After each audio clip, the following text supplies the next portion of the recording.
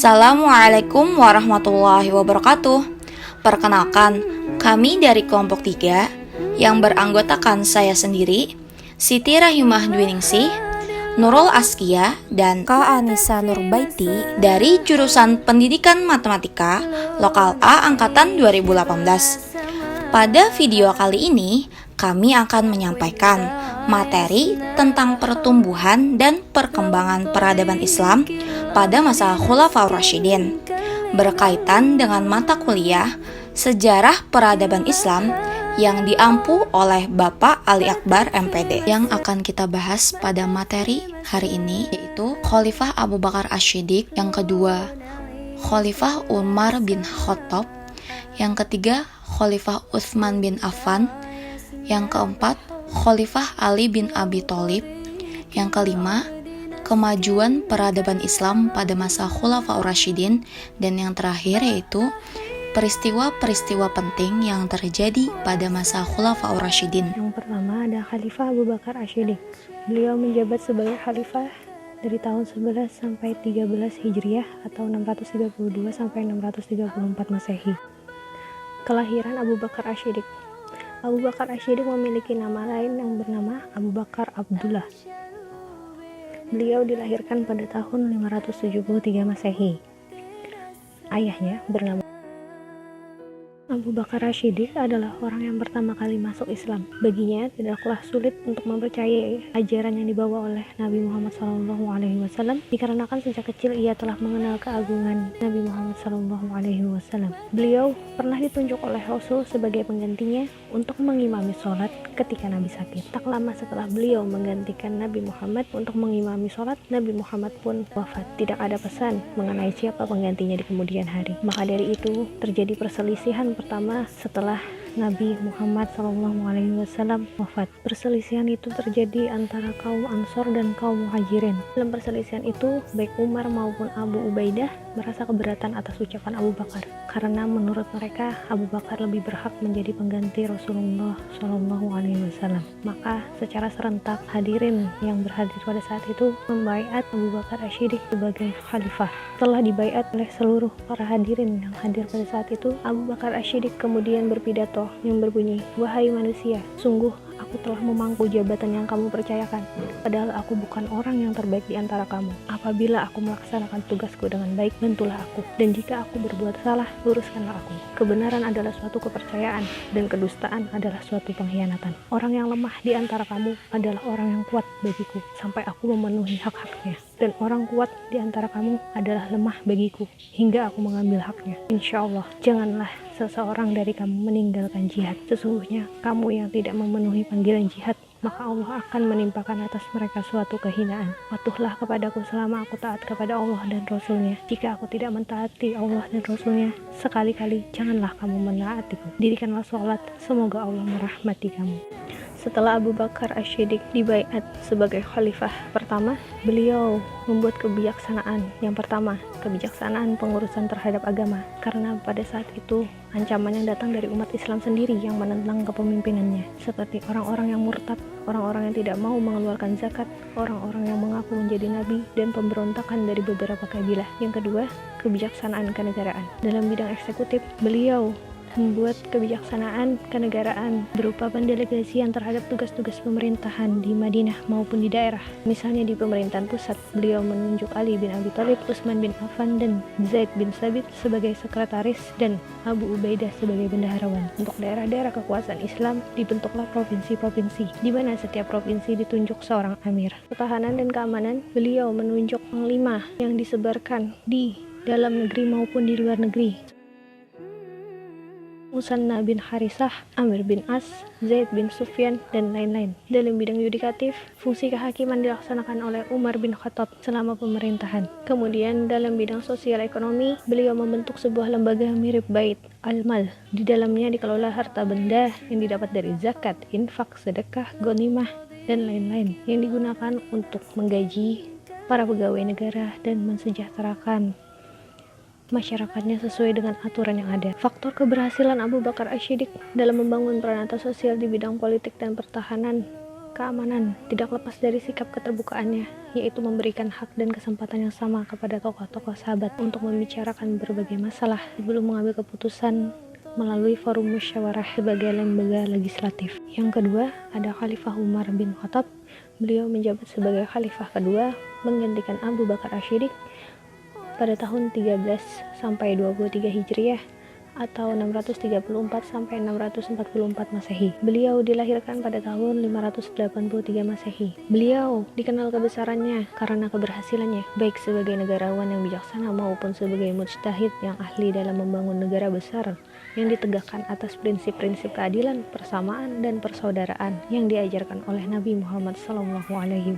Sebelum Abu Bakar Asy-Syiddiq meninggal pada tahun 634 Masehi atau 13 Hijriah, beliau menunjuk Umar bin Khattab sebagai penggantinya dengan beberapa alasan. Yang pertama, kekhawatiran peristiwa yang sangat menegangkan di Saqifah Bani Sa'idah yang nyaris menyeret umat Islam ke jurang perpecahan akan terulang kembali bila ia tidak menunjuk seorang yang akan menggantikannya. Kedua, kaum Ansor dan Muhajirin saling mengklaim sebagai golongan yang berhak menjadi khalifah. Yang ketiga, umat Islam pada saat itu baru saja selesai menumpas kaum murtad dan pembangkang, sementara sebagian pasukan mujahidin sedang bertempur di luar kota Madinah melawan tentara Persia di satu pihak dan tentara Romawi di pihak lain. Berangkat dari kondisi politik yang demikian, tidak menguntungkan apabila pemilihan khalifah diserahkan sepenuhnya kepada umat secara langsung.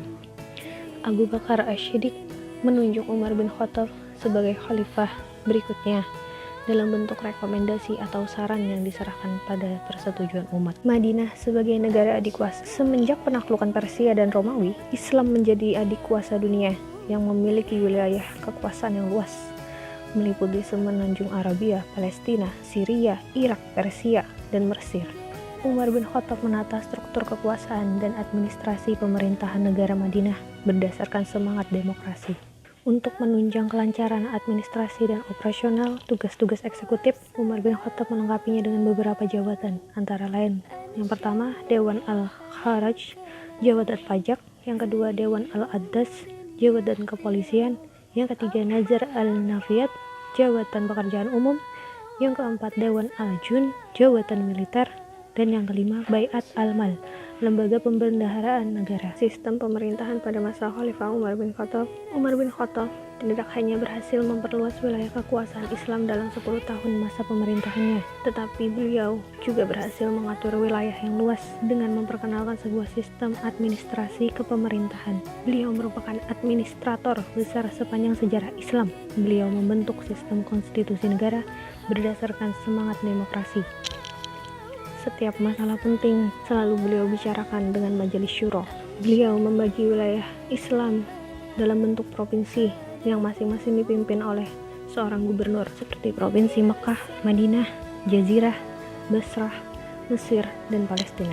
Dalam bidang pertanian, beliau meningkatkan pertanian dengan cara menggali sistem irigasi. Beliau juga memberlakukan sistem tunjangan atau pensiun masa tua yang berbeda dengan sistem pensiun pada masa dewasa ini.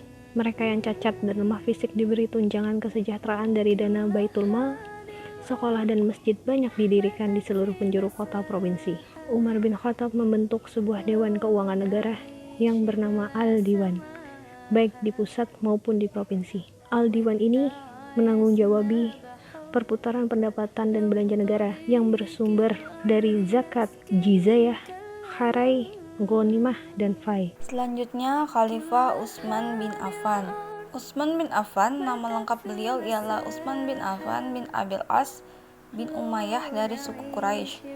Beliau memeluk Islam karena ajakan Abu Bakar dan menjadi sahabat dekat Nabi Muhammad SAW.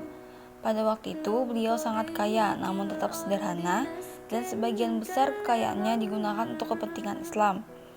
Beliau juga mendapat julukan Zunnurain, yang artinya memiliki dua cahaya, karena beliau menikahi dua putri Nabi Muhammad SAW secara berurutan setelah salah satu meninggal. Utsman bin Affan masuk Islam pada usia 34 tahun. Berawal dari kedekatan beliau dengan Abu Bakar, beliau dengan sepenuh hati masuk Islam bersama Talhah bin Ubaidillah. Meskipun masuk Islamnya mendapat tantangan dari pamannya yang bernama Hakim, Namun Utsman tetap pada pendiriannya. Hakim sempat menyiksa Utsman dengan siksaan yang amat pedih. Siksaan terus berlangsung hingga datang seruan Nabi Muhammad SAW agar orang-orang Islam berhijrah ke Habsyi. Selanjutnya, pengangkatan Utsman bin Affan sebagai khalifah. Utsman bin Affan menggantikan posisi Umar bin Khattab sebagai khalifah ketiga setelah dilakukannya musyawarah oleh Dewan Syura yang terdiri dari 6 orang sahabat yang ditunjuk oleh Umar. 6 orang tersebut ialah Utsman bin Affan, Ali bin Abi Thalib, Talhah bin Ubaidillah, Zubair bin Awam, Sa'ad bin Abi Waqqas, dan Abdurrahman bin Auf. Dikatakan bahwa ketika musyawarah itu berlangsung, Abdurrahman bin Auf mengajukan saran yang berbunyi, siapa di antara kita yang rela mengundurkan diri dari pencalonan?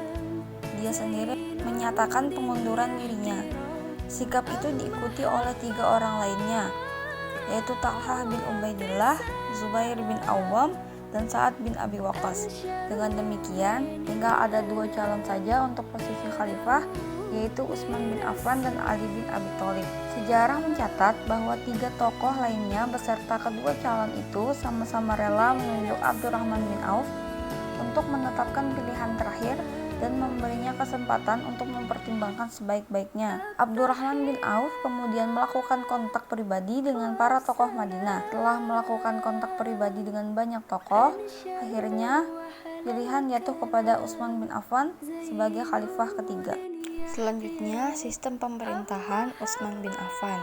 Pemerintahan Utsman bin Affan berlangsung selama 12 tahun. Pada awal masa kekuasaannya,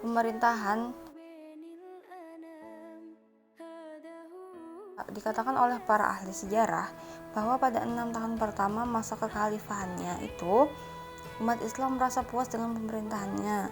Tidak ada keluhan, terutama dari Bani Hashim yang menjadi pesaing politiknya. Tapi pada paruh terakhir atau 6 tahun kedua dari masa kekhalifahannya, mulai muncul perasaan tidak puas dan kecewa di kalangan umat Islam terhadap dirinya. Kepemimpinan Utsman memang sangat berbeda dengan kepemimpinan pendahulunya, yaitu Khalifah Umar bin Khattab yang lebih memperlihatkan kehidupan yang sederhana. Tetapi pada masa Khalifah Utsman bin Affan, kehidupan yang beraroma kemewahan dan kesenangan itu lebih nampak. Mungkin disebabkan karena faktor kehidupan Utsman yang memang sejak awal termasuk orang kaya. Salah satu faktor yang menyebabkan kekecewaan sebagian umat Islam pada paruh kedua dari kepemimpinannya adalah kebijaksanaannya yang bercorak nepotisme. Utsman banyak mengangkat pejabat-pejabat tinggi negara yang berasal dari lingkungan keluarganya. Di antaranya yang paling menonjol adalah peran yang dimainkan oleh Marwan bin Hakam. Disebutkan bahwa sekalipun yang menjabat khalifah adalah Utsman, tetapi yang menjalankan roda pemerintahannya itu adalah Marwan bin Hakam. Kekecewaan terhadap pemerintahan Utsman bin Affan itu memuncak dengan adanya gelombang protes dari berbagai wilayah yang menuju Madinah. Gelombang protes yang datang dari Mesir berjumlah 500 orang dipimpin oleh Al-Ghafiqi bin Harab al-Aqiqi. Tujuan mereka adalah untuk meminta khalifah meletakkan jabatan. Gerakan yang sama juga datang dari Kufah dengan jumlah 500 orang di bawah pimpinan Abdullah bin Asham al-Amiri. Pada saat yang sama pula berangkat rombongan dari Basrah berjumlah 500 orang di bawah pimpinan Hurqus bin Zuhair al-Sa'adi.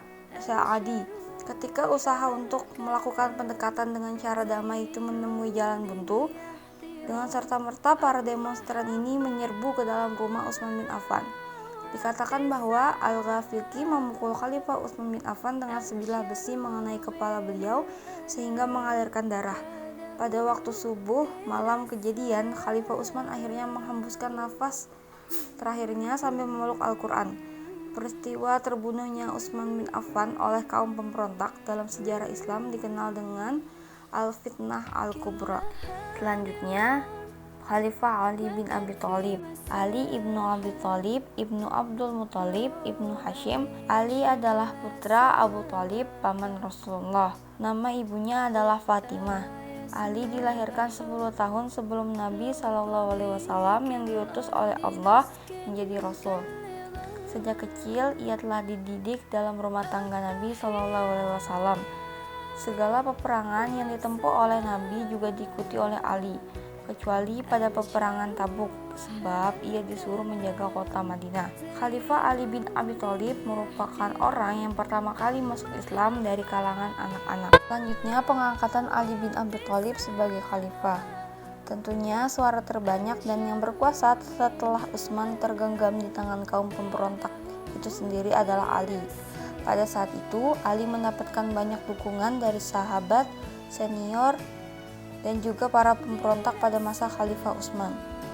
Orang yang pertama kali membaiat Ali adalah Thalhah, kemudian diikuti oleh Zubair, di kemudian hari diikuti oleh banyak sahabat dari kaum Muhajirin dan kaum Ansor. Ada juga sahabat-sahabat yang masih belum sudi mengakui Ali sebagai khalifah, yaitu Hasan ibnu Sabit, Ka'ab ibnu Malik, Abu Sa'id al-Khudri, dan Muhammad ibnu Maslamah. Ada juga yang tidak sudi menunjukkan pendiriannya, yaitu Sa'ad ibnu Abi Waqqas, Abdullah ibnu Umar, Suhaib, Zaid bin Sabit, dan Usamah ibnu Zaid.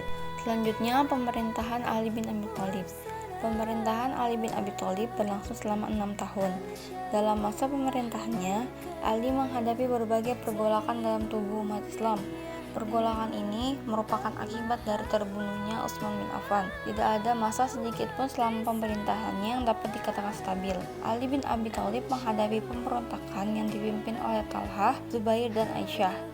Mereka memberontak karena Khalifah Ali bin Abi Thalib tidak mau menghukum orang-orang yang terlibat dalam pembunuhan Utsman bin Affan. Mereka ingin menuntut bela terhadap darah yang telah ditumpahkan secara zalim.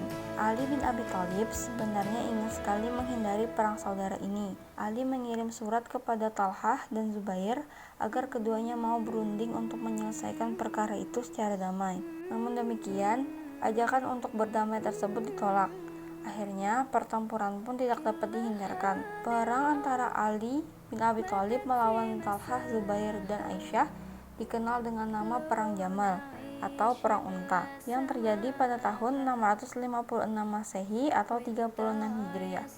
Perang ini dikatakan demikian karena Aisyah dalam pertempuran itu menunggang unta. Setelah berhasil memadamkan pemberontakan yang dilakukan Thalhah, Zubair, dan Aisyah, kini Ali bin Abi Thalib menghadapi tantangan dari gubernur di Damaskus, yaitu Muawiyah bin Abi Sufyan. Seperti yang diketahui, Muawiyah sesungguhnya telah dipecat oleh Ali bin Abi Thalib dari jabatannya sebagai gubernur di Damaskus. Tetapi Muawiyah tidak mau meletakkan jabatannya. Bahkan ia telah menyiapkan pasukannya untuk bertempur melawan Ali. Muawiyah dalam perang ini tidak sendiri. Ia dibantu oleh sejumlah pejabat yang telah dipecat oleh Ali bin Abi Thalib. Sama seperti yang dilakukan kepada Thalhah, Ali bin Abi Thalib pun berusaha keras untuk mengajak Muawiyah bermusyawarah dalam menyelesaikan persoalan Utsman. Tetapi ajakannya ditolak karena tidak dapat diselesaikan dengan cara damai. Pertempuran di antara umat Islam pun terjadi. Ali berangkat dari Kufah dengan sejumlah besar tentaranya menuju ke Damaskus. Kedua pasukan yang berlawanan, yaitu pasukan Ali bin Abi Thalib dan Muawiyah bin Abi Sufyan, akhirnya bertemu di Siffin. Karena itu pula perang ini kemudian disebut dengan Perang Siffin yang terjadi pada tahun 657 Masehi atau 37 Hijriah. Perang ini diakhiri dengan diadakannya perjanjian untuk menyelesaikan persoalan di antara kedua belah pihak yang dikenal dengan tahkim. Pembahasan yang kelima yaitu kemajuan peradaban Islam pada masa Khulafaur Rasyidin. Masa kekuasaan Khulafaur Rasyidin yang dimulai sejak Abu Bakar Asy-Syiddiq hingga Ali bin Abi Thalib merupakan masa kekuasaan Khalifah Islam yang berhasil dalam mengembangkan wilayah Islam lebih luas. Berikut merupakan kemajuan peradaban Islam pada masa Khulafaur Rasyidin. Yang pertama yaitu menjaga keutuhan Al-Quran Al-Karim dan mengumpulkannya dalam bentuk mushaf pada masa Abu Bakar Asy-Syiddiq. Yang kedua yaitu memberlakukan mushaf standar pada masa Khalifah Utsman bin Affan. Yang ketiga, keseriusan mereka untuk mencari serta mengajarkan Al-Quran dan Sunnah. Maka dari itu, pada masa Khalifah Utsman, sahabat-sahabat mulai menyebar ke pelosok untuk menyiarkan agama Islam dengan berpegang teguh pada Al-Quran dan As-Sunnah. Yang keempat, yaitu sebagian orang yang tidak senang kepada Islam terutama dari pihak orientalitas abad ke-19, banyak yang mempelajari fenomena Futuhat al-Islamiyah. Mereka mengatakan bahwa futuhat ini adalah perang dengan motif ekonomi, yaitu mencari kekayaan negeri yang ditundukkan. Dan yang terakhir yaitu Islam pada masa awal tidak mengenal pemisahan antara dakwah dan negara, antara dai maupun panglima. Tidak dikenal orang yang berprofesi sebagai dai. Para khalifah adalah penguasa, imam sholat mengadili orang yang berselisih, dai dan juga panglima perang. Untuk pembahasan yang terakhir adalah peristiwa-peristiwa penting yang terjadi pada masa Khulafaur Rasyidin. Ada beberapa peristiwa penting yang terjadi pada masa Khulafaur Rasyidin, yaitu yang pertama pada masa kekuasaan Khalifah Abu Bakar Asy-Syiddiq pada tahun 11 Hijriah. Peristiwa pentingnya itu adalah Rasulullah SAW wafat, yang pada tahun 12 Hijriah terjadinya perang Riddah, pada tahun 13 Hijriah terjadinya perang Yarmuk, dan pada tahun 13 Hijriah terjadinya meninggalnya Abu Bakar pada bulan Jumadil Awal. Untuk masa kekuasaan Khalifah Umar bin Khattab pada tahun 14 Hijriah terjadinya penaklukan Damaskus. 15 Hijriah yaitu terjadinya perang Qadisiyah. Pada masa 17 Hijriah terjadinya penaklukan Persia. Pada masa tahun 20 Hijriah yaitu terjadinya penaklukan Mesir. Pada tahun 21 Hijriah terjadinya perang Nahawan. Dan pada masa kekuasaan Khalifah Utsman bin Affan yang terjadi di tahun 23 Hijriah yaitu penaklukan Khurasan atau Persia. 27 Hijriah penaklukan Tarab, Blusid dan Afrika. Dan pada tahun 28 Hijriah penaklukan Ciprus. Pada tahun 31 Hijriah penaklukan Zatu Sawari, Khurasan kembali ditaklukkan. Dan yang pada tahun 35 Hijriah Utsman wafat. Pada tahun 36 Hijriah terjadinya perang Jamal. Selanjutnya pada masa kekuasaan Khalifah Ali bin Abi Thalib, peristiwa penting yang terjadi pada tahun 37 Hijriah yaitu terjadinya perang Siffin dan Tahkim. Pada tahun 38 Hijriah terjadinya perang Nahawan, dan yang terakhir yaitu pada tahun 41 Hijriah meninggalnya Ali bin Abi Thalib. Baik, cukup sekian dan terima kasih. Kami memohon maaf selaku pemateri apabila ada kesalahan kata maupun ucapan dalam kami menyampaikan ataupun materi-materi yang kami berikan. Salah hilap mohon maaf.